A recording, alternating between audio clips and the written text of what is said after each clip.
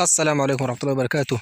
Soomaaliya dal muslima shacabkiisu boqolkiiba boqol ay caabudaan Allah keligii laakiin nasiib darro weligood aan ku guuleysan maamul islaami ah oo ku xukuma kitaabka Ilaahay una jiheeya dhanka Rabbi subxaanahu wa tacaala.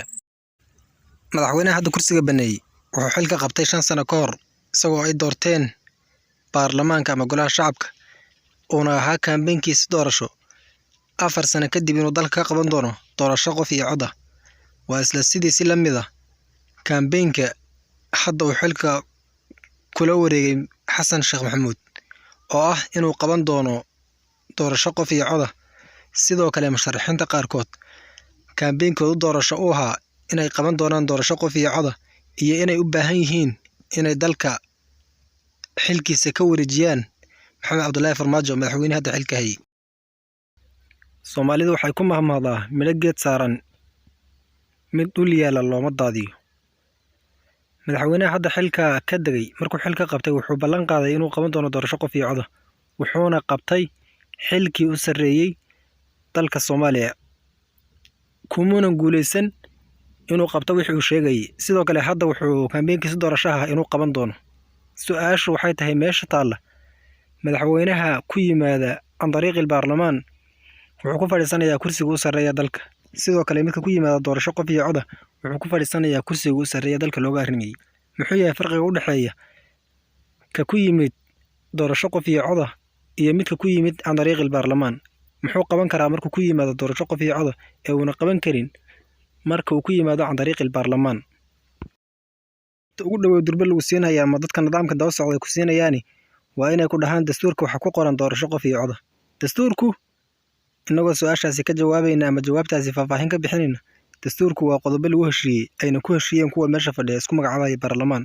sidoo kale doorashada dadbanee hadda la galay waa mid lagu heshiiyey ayna ku heshiiyeen kuwan iyo weliba kuwa meesha xukumay dhammaantood.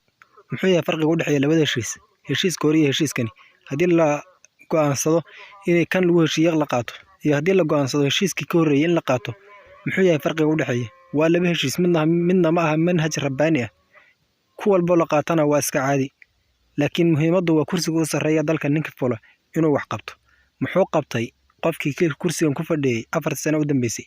sidoo kale midka qabtay kursigan hadda dalka u sarreeya ee raba 4 sano hadda soo socota inuu xukumo muxuu qaban doonaa een ka ahayn inuu doorasho qof iyo cod gaarsiin doono? maxaan ka faa'iideynaa doorasho qof iyo cod oo aan ka faa'iidi weynay midan hadda dadbane la galay? madaxweynuhu wuxuu dheeraa waddanka Soomaaliya wuxuu ahaa 9 madaxweyne soo martay.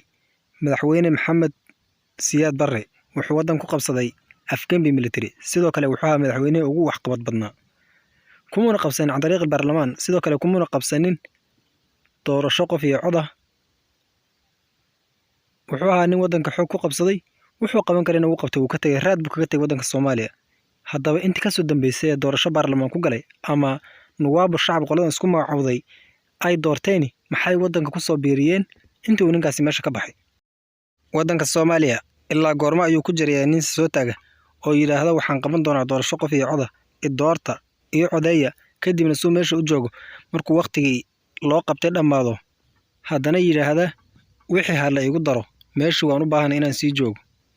weligaan ma waxaan ahaanaynaa tijaabo soo ma joogno waqti aan baraarugno aan ogaano meeshan inuu waxba inooga horreyn kaliya uu yahay wax la dhoobdhoobay dadkii dhoobdhoobtay ee ku dhaqmayna ay wax u qabanayso.